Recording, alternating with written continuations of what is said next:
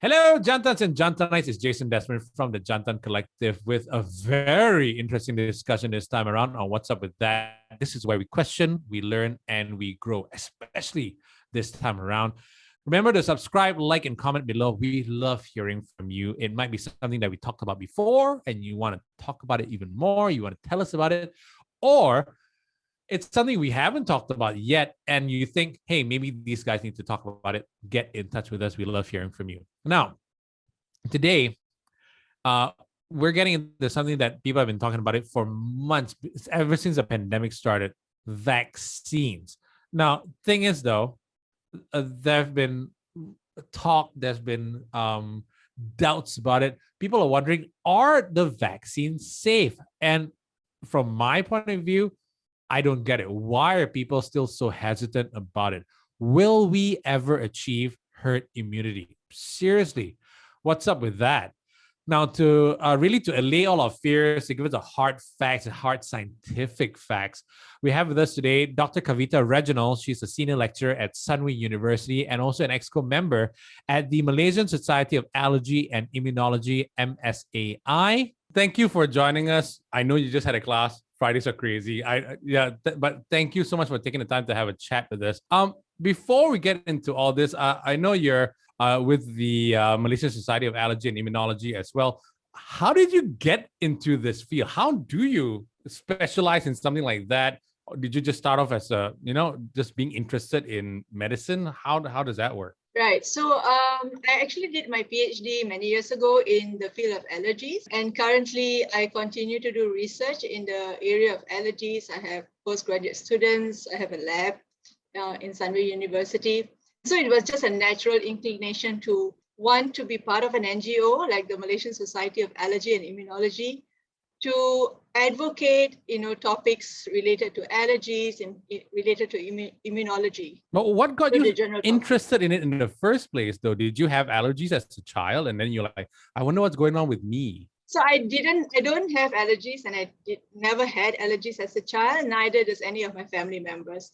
What got me interested is a very somehow interesting story. I had an opportunity to do an internship in an allergy laboratory in Singapore when I was an undergraduate student, and that world just fascinated me. I then found out that about 30%, at that point, it was 20% of the worldwide population actually had some form of allergies. Right. And I was wondering, how can we get rid of these allergies? How can we overcome it? And that sparked my interest into the research of allergy, even at such a young age. Can you get rid of allergies though? Really? I mean, like certain things like asthma and whatever, it's been around for so long. So that's right. It has been around for so long. And maybe you cannot get rid of it 100% for now, but there are a lot of ways that we know how you can manage these allergies. Right. So some of the ways are, as simple as getting rid of the triggering factors from the environment, getting the right medication. In fact, a couple of days ago, Star newspapers came up with an article saying that 30% of asthmatics have been misdiagnosed. So getting the correct diagnosis is also very important. Really? What do you mean by misdiagnosed? That means all this time I've been taking Ventolin for absolutely nothing. So it's not really, maybe I'll correct myself, it's mistreated. So they've been given the wrong form of medication. So for sometimes very long, long-lasting doses of medication, and they actually didn't need them. Right. I'm interested in looking at a different type of therapy. It's called immunotherapy. And this has been shown to actually modulate the immune system. How's work been though? I mean, recently of late, have you still just been as busy? Has the work changed? Because you mentioned that you had class. Sometime last year when the first MCO hit, I'm sure you remember that those beautiful days. Yeah, the bad old days, was stuck at home.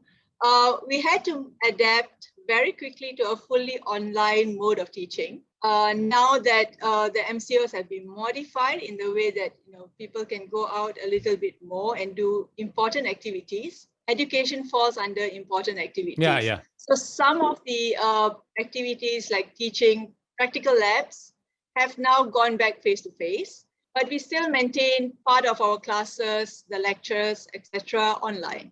Nice. We have learned a lot. my colleagues and myself have learned a lot over the last 1 year on how to do an online class in an engaging manner, because it's not easy to speak to a screen or a little camera. Yeah. And expect your audience, the students or whoever's listening to you, to be actually engaged with your material. So we have learned different tricks of the trade, asking questions, using interactive material to actually engage the participation of these students. It takes a lot. So I really respect what you guys are doing, teaching in this environment. But you know what? It's a very strange environment that we're in right now. We've been at it for a year and a half, maybe slightly less. And now only we've recently been able to really talk about the vaccines. In the early days of vaccines, we're like, ooh, it might happen, it might not. Will it get approved and whatnot? But now there's so many vaccines out there. It's hard to keep track. How many actual vaccines are out there for COVID-19? So you're right, it is difficult to keep track. So in fact, right now, there are about more than 200 vaccine candidates that have been, that are going through research and at different phases of development. Really? Wow. Yes.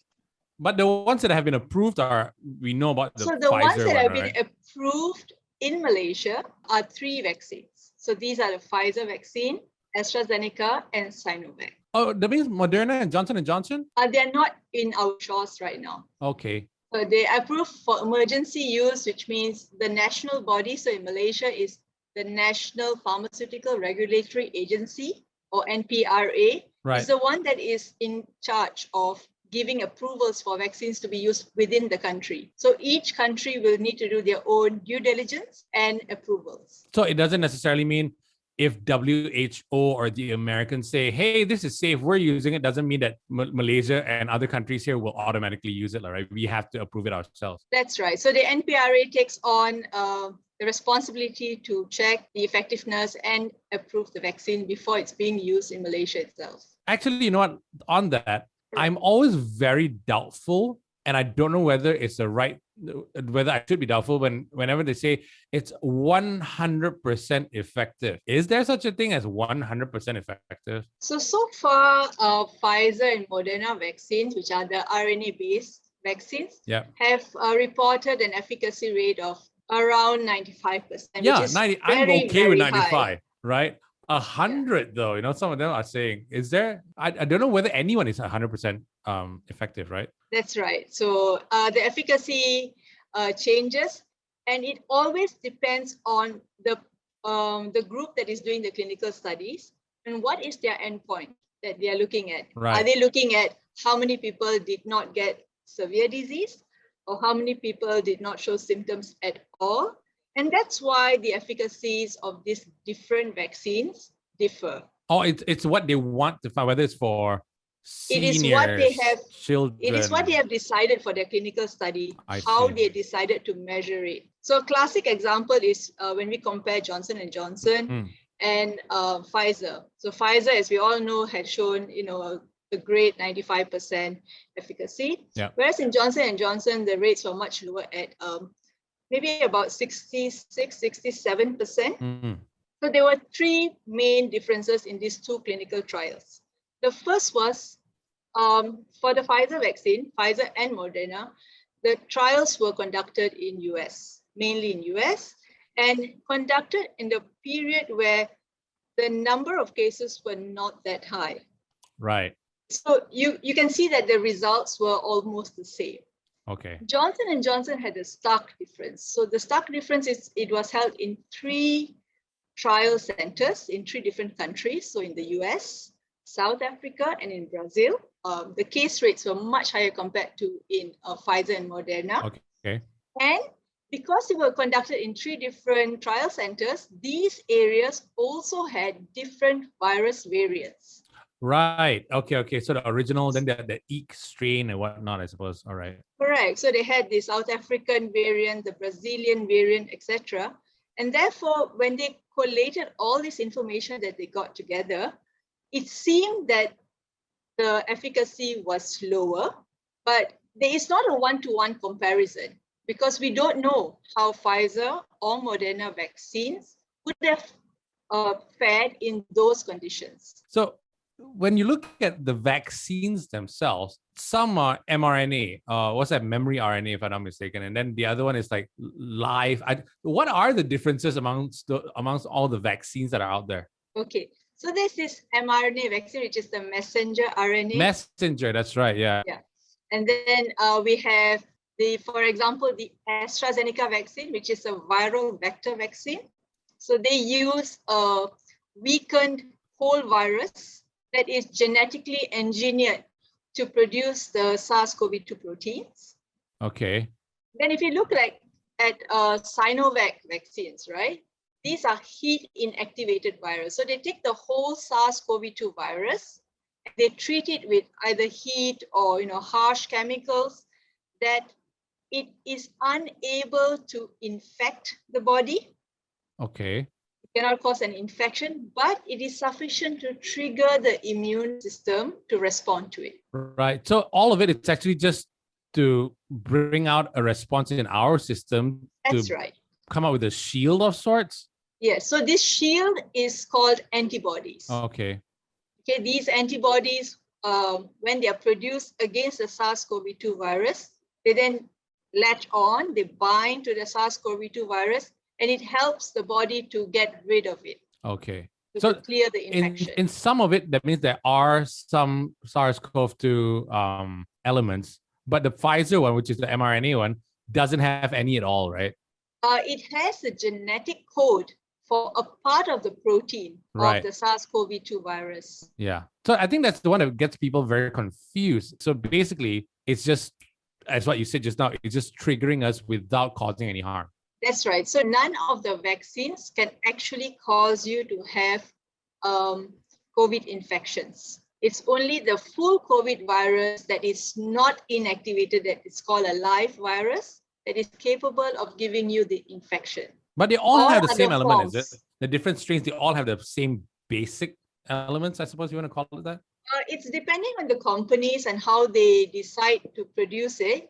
But most of them contain some element of the spike protein. So the spike protein is the one responsible on the whole of the COVID virus to attach itself to the cell. And that's the entry point of the virus into the cell. Right. So that's the virus needs to enter the cell to infect the cell. Okay. So that's the main culprit, I suppose you want to call it that. So the side effects, though. Yes. The side effects, people keep talking about this, and I've heard this before, and I've heard it from friends, and I've read about it. Some people have no side effects when they take the first dose. They just say like, oh, no, just a pain in the arm, and I have a slight headache, whatever it is. Are some of these side effects that people are feeling expected? Yeah, so there are actually two things when we talk about side effects. So the side effects that you mentioned are kind of the immediate discomforts that you feel when you take in a vaccine. So you will have, a sore arm, for example, slight fever, tiredness, aches and pains in the body that, lasts for just a couple of days. And the reason why this happens is the immune system is triggered, and there's something called cytokines that are being released. Yeah. So This is nothing to be worried about. This is normal, absolutely normal, and almost every vaccine that triggers the immune system, so I'm not talking about COVID vaccines now, but any other vaccines that you have taken, can also induce a similar response. But what people are more concerned about currently are the adverse effects. So this is slightly different than what you have mentioned, like about the fevers. Blood clotting? Correct. So the concerns are about the adverse effects. And I need to stress one very important point. These adverse effects are extremely rare, no matter which one you're talking about. So, so far we know that the Pfizer vaccine has been reported to cause anaphylaxis in a very rare condition, right? So it's 10 per million doses. Right. Oh, okay. Right. While the AstraZeneca vaccine, so the latest news is all about the AstraZeneca vaccine and blood clots. Yeah. But the rate is again extremely low. It's 4 in a million. But they are keeping an eye on that. If I'm not mistaken, all the ministries of health all over the world that has AstraZeneca in their systems, they are keeping an eye on that That's in right. case it does happen, right? That's right. I mean, there is a risk, but the risk is extremely low. Right. And really, in terms of the AstraZeneca vaccine, the risk of getting blood clots by a COVID-19 infection is so much higher. The rate is 165,000 cases per million compared to 4 per million. So the risk benefit of the vaccine is very clear. I think what people need to understand also is that sometimes when we get sick and we get a fever, it's our body fighting some virus or whatever that's attacking our body. The fever is actually a good thing, right? Yes. The fever is a sign that there is a reaction occurring within the system. So how do we prepare to go to take a vaccine? I think there is no special preparation. Just go with a very positive mindset. If you're really worried, go with a friend. But really, the medical professionals are there. They are observing you. Like in the case of the Pfizer vaccine, I've spoken about anaphylaxis. And the majority of cases, even if you have such a reaction, occurs within the first 15 minutes of injection.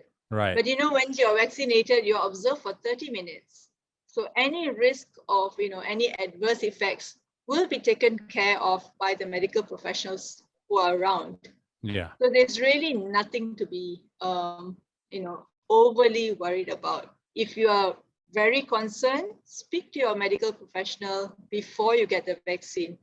Some people have comorbidities, they have other illnesses, and they may be concerned, will it have a negative effect on me?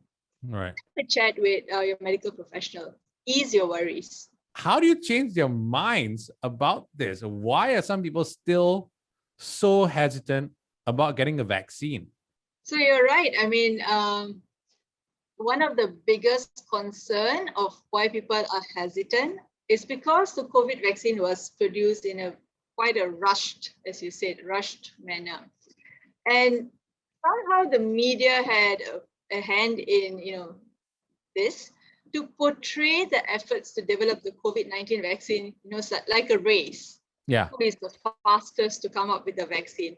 Right. And just this kind of portrayal has actually fueled a central but false tenet of the anti-vaccine lobby. Yeah. That lobby that, these vaccines have not been adequately tested for safety. Okay, so let's take some time to talk about this because this is extremely important to put people's, fears at bay. Yeah. So we know that the average vaccine takes about 10 years from the beginning to a preclinical phase. But we also know that with the COVID vaccine, it took about a year or slightly less than a year. Okay, so why is this? So there are several key factors that we need to understand, which is different with the COVID vaccine. The first was the research on COVID vaccines did not begin in 2020. It began much, much earlier because there are actually a huge family of coronaviruses. And so the research has actually started on these different types of coronaviruses. In fact, Oxford University had already started to work on an adenovirus-based vaccine against MERS, the Middle Eastern Respiratory Syndrome virus, which is a coronavirus family member.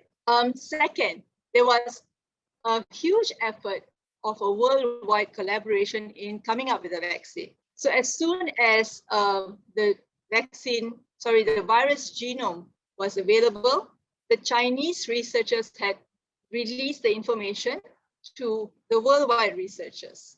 So they had this information to start developing the vaccine already.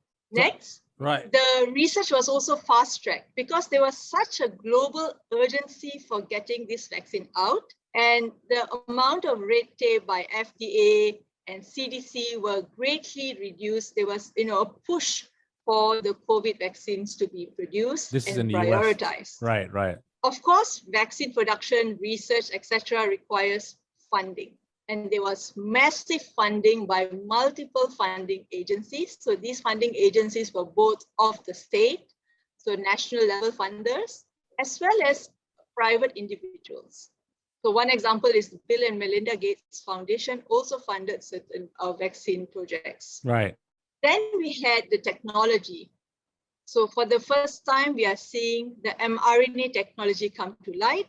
But the mRNA technology has been there. It's just, it has not been put into such an urgency for use. So we had the mRNA technology and the adenovirus technology that could allow for very fast turnaround time to build prototype vaccines compared to traditional methods out there. Finally, clinical trials. Suddenly, we had a large number of patients who are infected with COVID virus, and therefore you had people to enroll into clinical trials. And these clinical trials had used the existing networks to conduct the trials.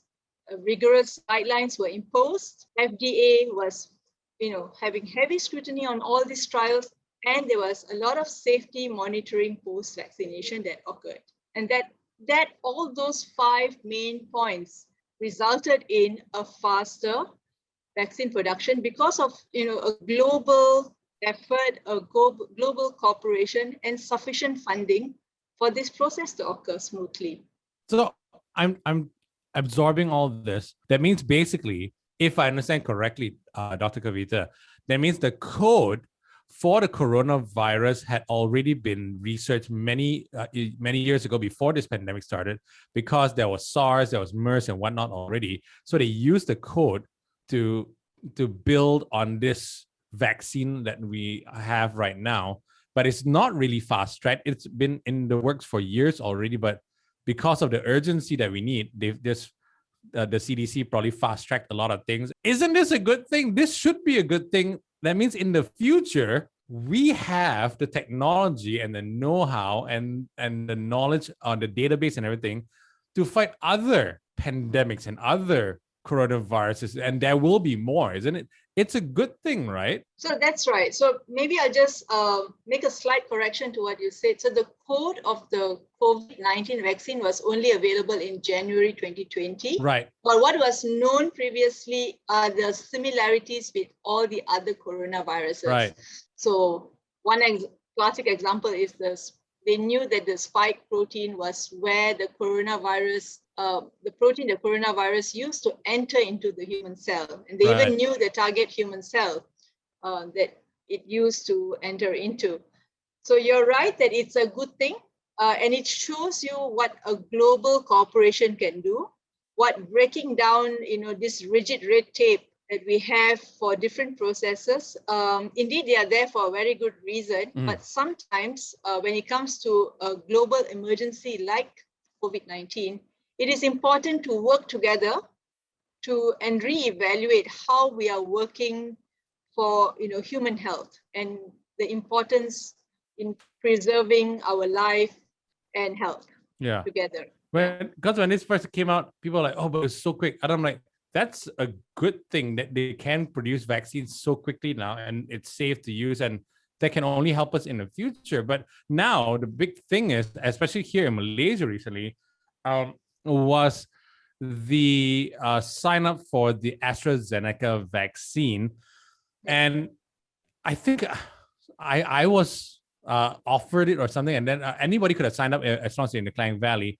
The moment I found out about it, it was already like it was already done. They had to close the registration. I think it took like how many hours? I don't know whether it was like a half hour, 90 minutes or something like that. Yeah, so this AstraZeneca vaccine, when it was offered as an opt-in by the ministry, was taken up just last weekend in 3.5 hours. So there was 268,000 doses taken up very, very quickly. You're right about that. I would have been, I was eager for, I heard about all the blood clotting issues and whatnot. And I still was like, you know what, at this point, any vaccine is a good vaccine for me, right? So I'm actually looking forward to them rolling out a second round of this. But because there's always been this talk about the older folk with comorbidities, seniors and whatnot, and pregnant mothers and everything. And younger people have not been included in vaccinations for some reason, or am I wrong? What's the correlation with that? What's going on with that? So what we have observed is that the younger adults, although they are infected, they are mostly showing to be either asymptomatic, so without any symptoms, or their symptoms are very mild. And therefore, they have not been prioritized in vaccination. However, the older folk with a poorer immune system and also comorbidities seem to have more severe symptoms. They end up hospitalized, requiring oxygen, and a lot of the deaths are due to are found in individuals with these comorbid conditions. Long And story therefore, short, that means they this would have passed on anyway, but it was done. COVID just kind of pushed them over the edge sooner. Is that what that means? it's probably that because they have already so many conditions. So with a failing respiratory system, it makes things much worse. Right. Okay. So and therefore, the older generation has been prioritized for the vaccination. Right. So it's more crucial for the older folks to take the vaccine. So should young people be registering for the AstraZeneca if it actually comes around again for us to sign up? Should they sign up, and how young can they sign up for? So I would definitely advocate that anybody above 18 should definitely sign up for the vaccine if you have an opportunity. Because by vaccinating yourself, you're not only just protecting yourself, you're protecting your loved ones around you, especially those who are, more compromised, more vulnerable. And why wouldn't you want to protect your loved ones? Yeah. I keep hearing and reading about this. It's not a cure, but it's to help you deal with the more lethal or stronger effects of the virus. But once you get the vaccine, you stop being a carrier or something like that. So the vaccine, you're right about one point. The vaccine actually helps you to prepare your immune system to respond very quickly to the virus. Okay, but what it does not do is it does not prevent you from getting infection. You can still get infected. You may be asymptomatic. You may show mild symptoms. What all vaccines have shown to do is prevent you from having severe symptoms against COVID-19, prevent hospitalization, and prevent deaths due to COVID-19. Yeah. And that's a big thing because hospitals That's a big thing. They're already at critical. They cannot handle. I think it was the health DG that said they're already at 90% capacity already right now. But are you infective after you take the vaccine? You can be. So if you are a carrier, you definitely can infect another person who has a weaker immune system than you. Definitely. Right. Whether the next person actually shows severe COVID symptoms or is also asymptomatic is not known. Right. So that's why in Selangor, they're actually carrying out an exercise for the citizens of Selangor to have a voluntary test, swab test, to find out if they are silent carriers of this virus. Right. We're guinea pigs in a way. That means even if you get the vaccine, continue wearing those masks because you don't know, you might infect someone else, right? But there's still a lot of concerns about all these vaccines, whatever vaccines were coming in. These vaccines, is it halal? Especially in Malaysia, I suppose it's a big thing, right? Is it halal? So I'm not an expert in religious matters, but as far as I understand, it is permissible for all Muslims to take the vaccine. Okay, that's all I can comment for that. Close enough. I'm quite happy with that. And I guess if you want to find out the real, like the full one, you can actually check with probably Jawi or Jais or whatever it is. But another one, oh my God. And it's very clear that the Prime Minister was the first person to take the vaccine. The DG was the second person. And we also had our Minister Khairi Jamaluddin taking the vaccines, all three Muslims. Yeah. And there should be no problem, actually. Exactly. I mean, you follow what they do, right? I was watching, I don't even know why I watch Fox News really in the US, but so I was watching Fox News and they always come on Facebook, all these small videos, and all these other anti-vax podcasters. I just want to see what they're saying, right? And they keep harping on the fact that mRNA will modify your DNA, and then you'll find that in 10, 20 years time, you're going to find that you have even more problems than now, and it's going to affect your immune system, it's going to affect you neurologically and whatnot. Can vaccines like this modify our DNA? Okay, so it's quite a common misconception, whatever you've mentioned about mRNA getting integrated into our DNA and making us into mutant beings. I've also heard parts of those conversations. In fact, it's very simple. If you have done any level of biology or research, you will know that mRNA is extremely fragile. It's an extremely fragile molecule which can disintegrate very fast.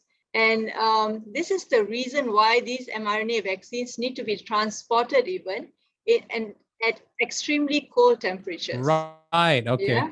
So we have right now like Pfizer vaccine, which is an mRNA of a part of the COVID virus, not the whole COVID virus, just a part. And it is protected by a fat layer, a lipid layer. Because without this lipid layer, the mRNA will degrade much, much faster. Right. Yeah, so there is no way that this mRNA will ever get integrated into the cell, into the DNA, our DNA, and actually change it. These are all false information.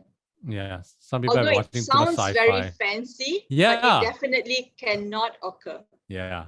Thank you for clearing that up. I love the fact that we can clear this up, because people need to stop watching Fox News and getting the information from there and then just listen to the medical experts. So we also know that after you get a vaccine, it's still best to wear a mask, because you can still be a carrier, you can still be infective. But the thing is also now, there's been talk of like, if you start off, let's just say with Pfizer for the first dose, there's been thought that you can even get probably Moderna or AstraZeneca or whatever it is, a different vaccine for the second dose. Can you combine vaccines? What does it do? So we'll go back to the clinical trials. The clinical trials have only been done and only been conducted with the same vaccine as the second dose. Yeah, so it is a very controversial topic to talk about mixing vaccines, because nobody really knows what is the efficacy, what are the effects of mixing different vaccines. The only time when this thing is ever considered is if somebody had an adverse effect, not side effect, but adverse effect to the first dosage, then it could be a point of discussion with your own doctor to get some advice or, on what could be done for the follow-up vaccination. Do you actually take a second shot? Do you take something else? It is still being debated even among the medical professionals for this part. Okay. So for now, the current recommendation is if you started with one, for example, you started with Pfizer, take your second dose with Pfizer in the allotted time frame. Well, we don't know what we're getting, or we have no choice in that. If they tell us, who signed up for AstraZeneca, I think you're quite sure you're getting AstraZeneca for the second dose, for the second dose as well. So that's how it works, right? Yes. Okay. Correct. Okay. Right. Just wanted to be clear. Now, another thing that we would love to have cleared up, because there's always this. It's like a buzzword now, and everybody knows about it. Back then, it was flatten the curve, and then we said, okay, let's have a lockdown. We can flatten the curve. Nobody really knew exactly what that meant. But a new one now that everybody's throwing around is herd immunity. Everybody talks about, we need to, from both sides of the fence. Some people say if everybody had COVID and everybody got over it on their own, we would have herd immunity. Another one is saying, let's all get vaccinated and we'll get herd immunity. What is herd immunity, and will there ever be herd immunity? Okay, so herd immunity is simply put the ability to resist the pathogen or the virus in this case, okay? And you can resist it, as you said, in two different ways. One is you build your immunity because you have a natural infection to the COVID virus, or you can build your immunity by having vaccination. So what is the difference between both of them? So if you have natural infection, it can go in one of three ways. You can either be asymptomatic, you don't show any symptoms at all. Mm-hmm. You can be having mild symptoms, or you could have severe symptoms that lead you to get hospitalized and perhaps even die of COVID-19 infection.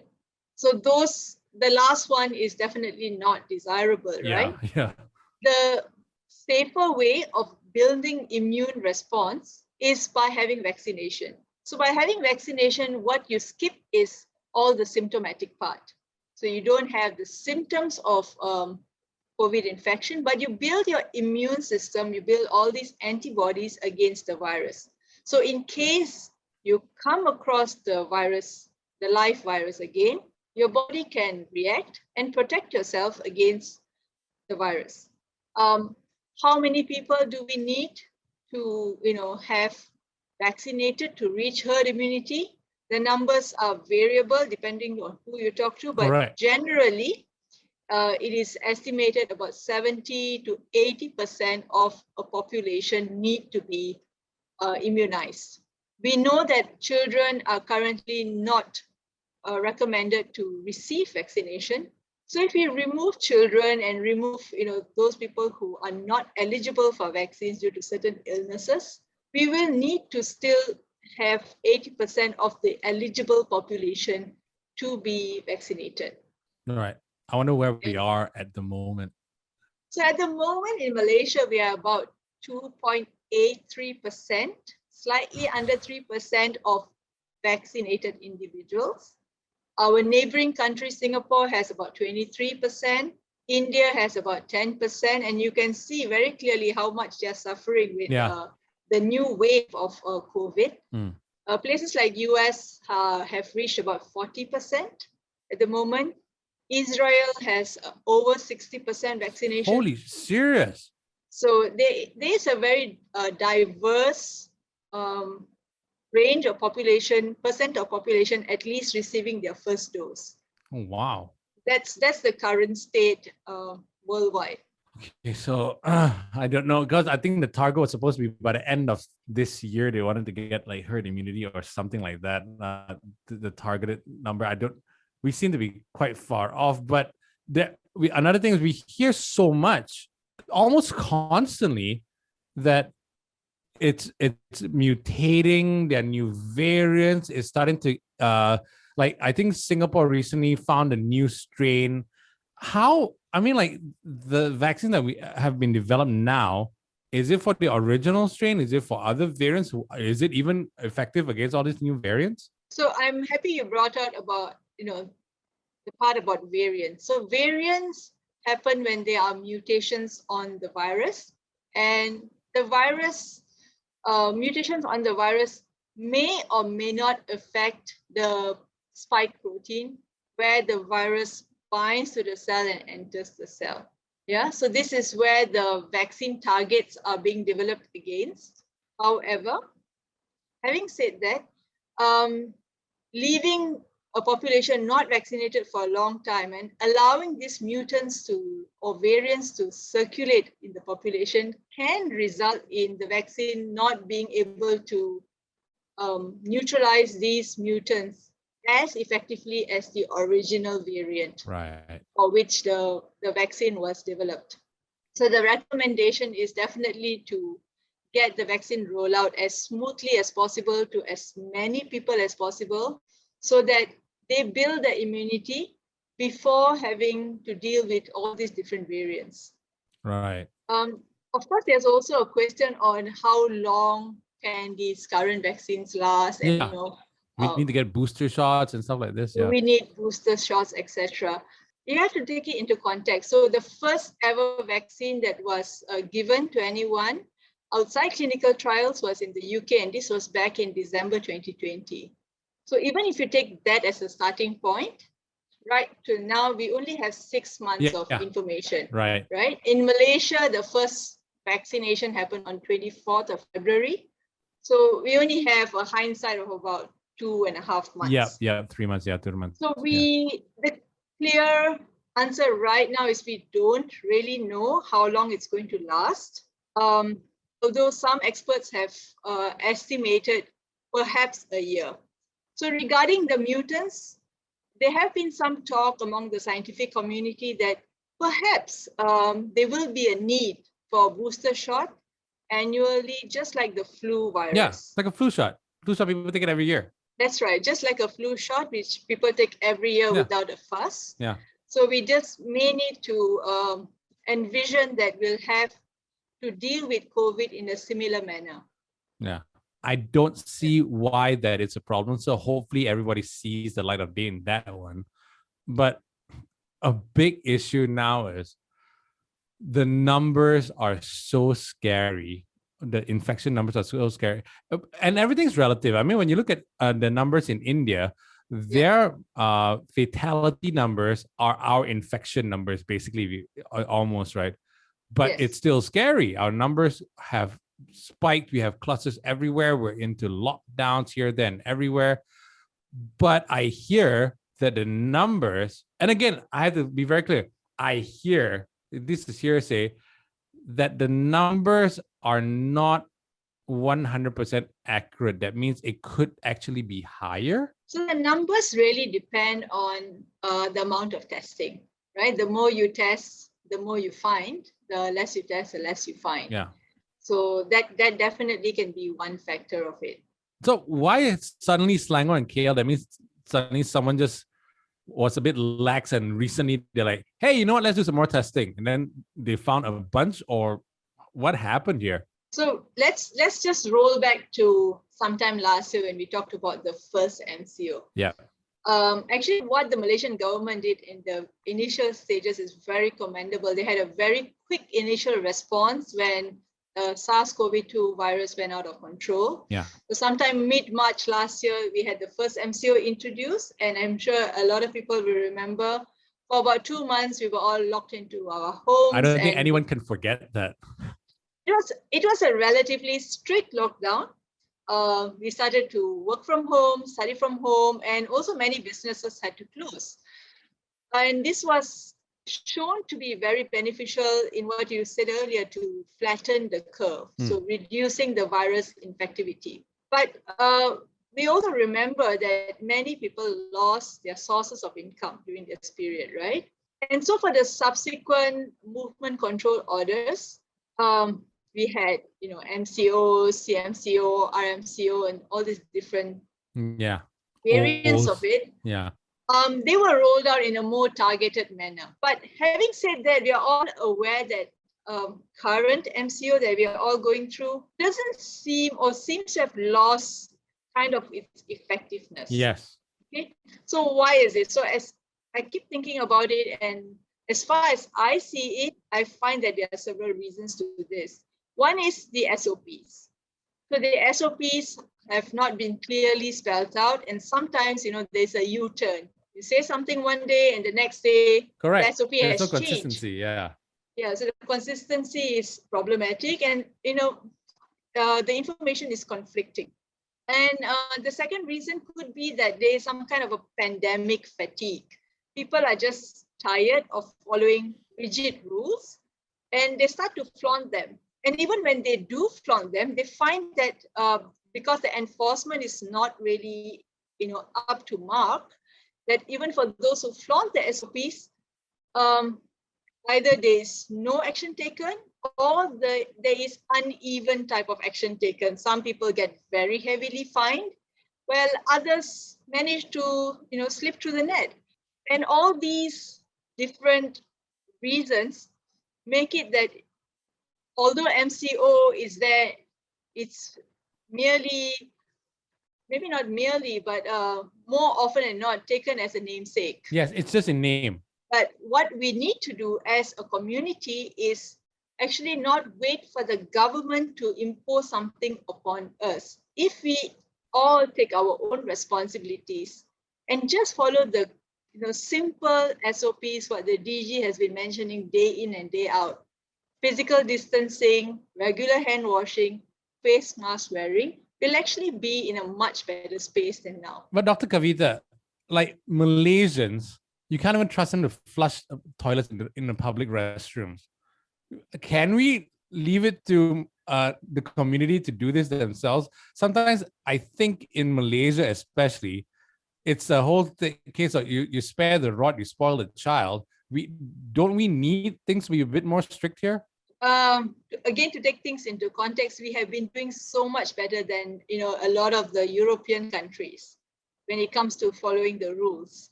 So let's not forget that we have shown the possibility to do it during the first MCO, and I'm certain we can do it again. Just we need to have this community spirit again, and the collective reason to actually get out of this pandemic. Just believe it, and you can just work together with your friends. Everybody just nudges their friend, and I'm sure we'll be able to do it together. So, but generally, you think everything the government has done so far would, if you had to give them a report card on how they've been doing so far handling COVID, would it be a B plus? From my own perspective as a scientist and also Malaysian citizen, I would say that if several things can be improved, definitely. The messaging when it comes to rolling out the MCOs, the enforcement in people who flaunt the rules. If those things are done in a correct manner, then definitely, like in the first MCO, we found that the numbers actually went down. We had this community spirit of bringing the numbers down, and we really applauded it. I still remember very clearly there was one day with 0 new infections. Yeah. And everybody was so joyful and clapping hands. What happened to that times? We are having 3,000, 4,000 cases even every day. Yeah. We should really stop and think of our actions. Is it really necessary to go out? Is it really necessary to meet up in crowded spaces? If we can just reduce the risk, every one of us take an individual, as well as collective responsibility, there is definitely a way out of this. So there are countries that have done this successfully. Look at New Zealand.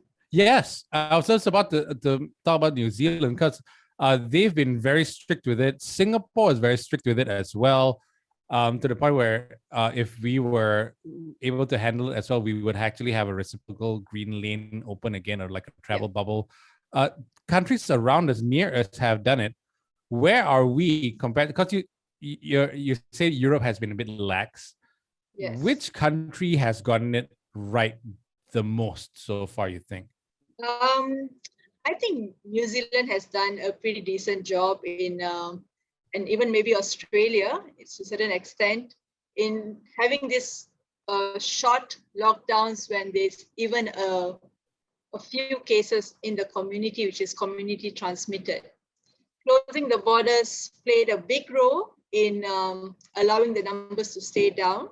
I think we all remember the Sabah elections to, be one of the trigger factors that actually increase the number of cases.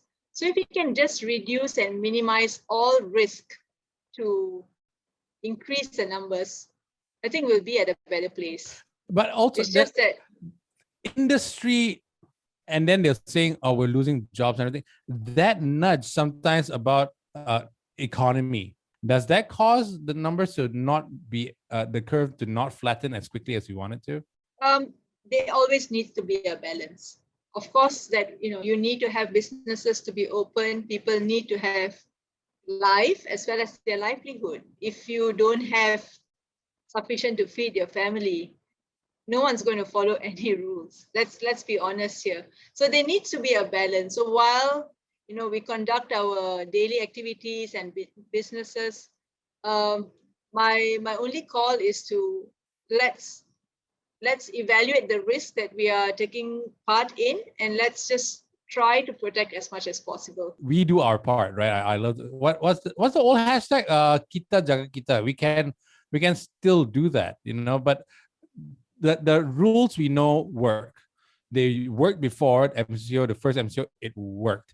Yes. MCO 2, it was a balance between economy, even MCO 3, economy, and also trying to flatten the curve. So that we know works. It might take longer, but that'll work. Vaccine rollout, what are your thoughts on that? Are we getting it right? Are we not? What needs to improve? So from the very beginning, there have been some criticism about the speed so that Malaysian government has been slightly slow in procuring the vaccines. But this was only because they wanted to be super sure that these vaccines that they're procuring were effective, and they're waiting for some kind of efficacy data. So I really don't know whether it's right to blame them on that. But having said that, they have been extremely proactive in procuring vaccines from different sources. And this has been important to minimize any form of risk in terms of vaccine distribution, access, or even we didn't know at that point what were the potential side effects of any of these vaccines. So we had backups and backups of backups, which is, really a good thing. And by December 2020, so end of last year, the access to vaccines had been assured by the government for 82.8% of the population in Malaysia. So this had already been secured. Of course, we know that right now we have finished or almost completed phase 1 of the vaccination, where the frontliners are vaccinated. Yeah. And we are currently at phase 2 of the standard vaccination national immunization program, which is targeted to the older generation. And we've already spoken about AstraZeneca that was opened up as an opt-in for individuals who are living in Selangor and Kuala Lumpur last weekend, and that was swiped up within 3.5 hours, all 260,000 doses of it. There has been slight delay in the speed of the vaccine rollout because of supply issues, and this had not been taken into consideration because we did not know that this is going to happen.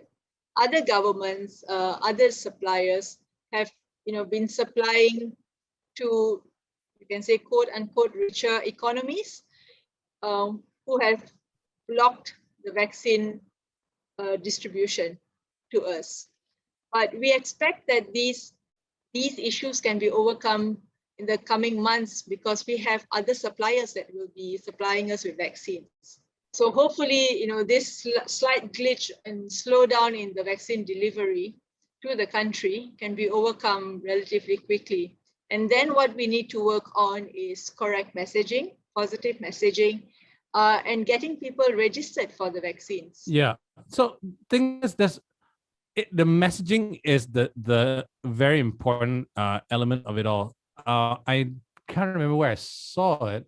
Was it in the US, or they did a study about who says what to the general public to convince them to take the vaccines. And then they did a study, and they found like celebrities telling you should take the vaccine, politicians. I think this was in the US. That doesn't work. It just didn't get people signing up for vaccines. It just didn't make people more confident on the vaccines. So what's the best place for someone to go to find out more about the vaccines that's legit? Okay, so if you want to find out about information about vaccines in Malaysia, what's happening in Malaysia, I think the best place to go to is vaccinecovid.gov.my. Okay. If you're interested about the global outlook and what's happening worldwide, the WHO website is actually pretty good. So it's covid19.who.int.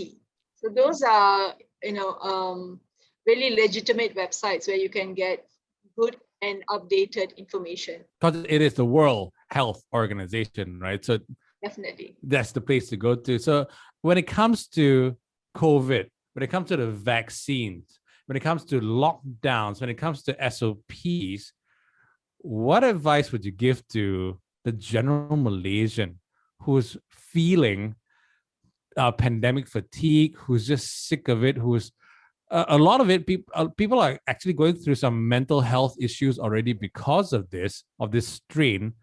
What advice would you give them to just hang in there? So we know that COVID-19 pandemic is real, and it's a real threat to our lives as well as our livelihoods, right? So please get vaccinated. It will not only protect you against severe symptoms of COVID, hospitalization and death, but it'll also protect your loved ones.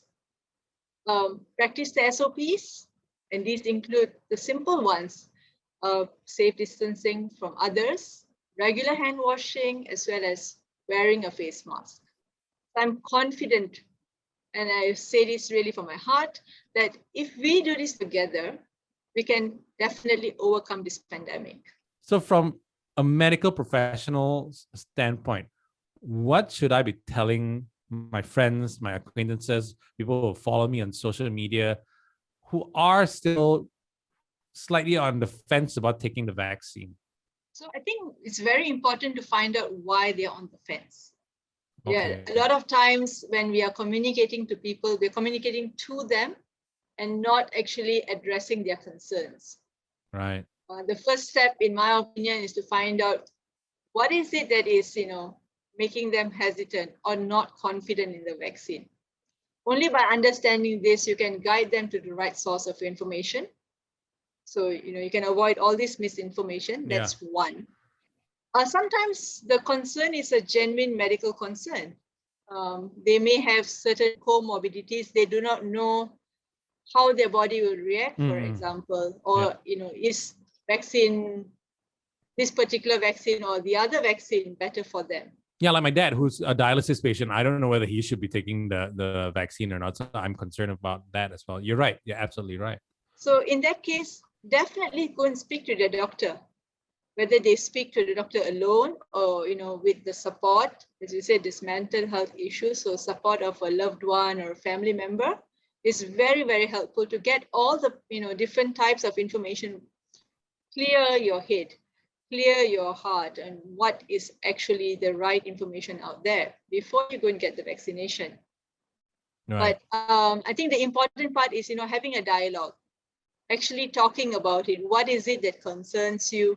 And then trying to get the right information to allay the fears, to get the right understanding about vaccines, side effects, adverse effects. Those kind of things will definitely help somebody to, as you said, get over the fence and actually take proactive action to get vaccinated. Yeah, I think for the longest, I think we've been guilt tripping them to try to get them to take the vaccine. It's your responsibility. It's for the other person, but we forget about the other person. I'm worried about me, right? So I think you're absolutely right. We need to have an open conversation about this. But are you, Dr. Kavita, confident about our future? Because some people are like, we don't know when we're gonna get into a normal life again. This new norm is taking too long. This new norm is not what we signed up for. Will we ever go back to normal? And what will normal be like? How confident are you that things are gonna be good again? So we talked about herd immunity earlier. We really focused on Malaysia at that point. But actually, this herd immunity has to be a global effort. It has, like the vaccine was a global effort, now the herd immunity also has to be a global effort to combat this pandemic. It is not the first time humanity has, seen a pandemic before. We had the flu pandemic much earlier on, about 100 years ago. But we are here. We are the few generations after those individuals who have overcome the pandemic. They didn't have technology at that time. They did not have correct messaging at that time. So hopefully with all the new advances that we have, and we actually have a vaccine now, and I'm sure they did not have a vaccine within 1 year or during the previous pandemic. We should really take advantage of all the positive things that we have and use it to our benefits. I think if you want to doubt, you need to have real reason of doubting something, not just doubting for the sake of doubting. I think that those things don't help us at all. Yes, just for the sake of it, just because someone said something, right? And I think the real pandemic, the real problem right now, yes, COVID is there. It is a big problem, but the real pandemic is fake news. I'm having a huge issue trying to convince people, like, where are you getting this information from? No, that's wrong. I don't think you should be listening to this. Fox News, what are you doing watching American news in the first place? And regardless of how much I love Joe Rogan and listen to his podcast and everything, sometimes Joe Rogan says the wrong things, and I'm very concerned about that. But on that though, because the Jantan Collective is all about helping men be better versions of themselves, right? I So see. Okay. what can men do to help the community? Do we need to be stronger role models? Do we need to I don't know. What advice do you have for us? All I can say is COVID does not discriminate. So whether you're a man or you're a woman or you have not assigned a gender to yourself, it really doesn't matter. The rules are simple. If you are eligible, please get vaccinated. Even after being vaccinated, just please follow the SOPs. It is really not too much to ask for to wear a face mask and practice simple hygiene measures. This is really the minimal, right? Other people have died from this virus and even other diseases. So why are we feeling so privileged that we can't even do simple things to protect our health and protect our loved ones? I think we should change our mindset and see how we can actually be the change. As cliche as it may sound, be the change, be the one who does the positive, be a positive role model for everyone else. That's the perfect way to end this. But this chat has cleared my mind about vaccines, about how we're doing things, because I've been not overwhelmed, not underwhelmed. I've just been whelmed. I suppose, I'm just in that zone of being whelmed in general by the situation, by vaccines, by people not wanting to play ball. So thank you for this chat with us. Thank you for allaying our fears. Thank you for clearing up a lot of things that people have been doubting. And we hope that we will achieve herd immunity soon, and we'll see what happens in a few months. If things change, we'll be having a chat again, Dr. Kavita. All right. So I also want to thank you very much for inviting me. And in fact, I want to invite everyone to an initiative from the Malaysian Society of Allergy and Immunology. Yes. We are going to have a Malaysian Allergy Day on June 19th. And this will be live via our Facebook page. Our Facebook page is allergy.msai, allergy.msai. And you will find out more about links between allergies and COVID-19, or even other current topics about allergy management and the therapies that are available. So do join us. It's a free event. There will be a couple of allergists, so a specialist in allergy, joining us and giving the latest in the field to everyone. And definitely you'll have an opportunity to ask questions to them as well. So I really hope to invite the community that's watching this particular show to also join us in the Malaysian Allergy Day. Dr. Kavita, on the 19th of June. 19th June, Jantan Collective, we will be there. We will be part of it. And thank you so much. That's excellent. Thank you very much. And hashtag stay safe. Lindung diri, lindung semua. Kita jaga kita. Kita jaga kita. That's right. Hey, I hope you enjoyed that discussion we had with Dr. Kavita about vaccines. We hope you learned something new. In fact, did we miss anything that you'd like to know? And maybe we could get in touch with Dr. Kavita for another conversation. You know what? Let us know in the comments below. And ultimately, though, this was a very eye-opening discussion for me, and I hope it was for you as well. Thank you so much for watching. Remember, don't be a dick. Go get vaccinated.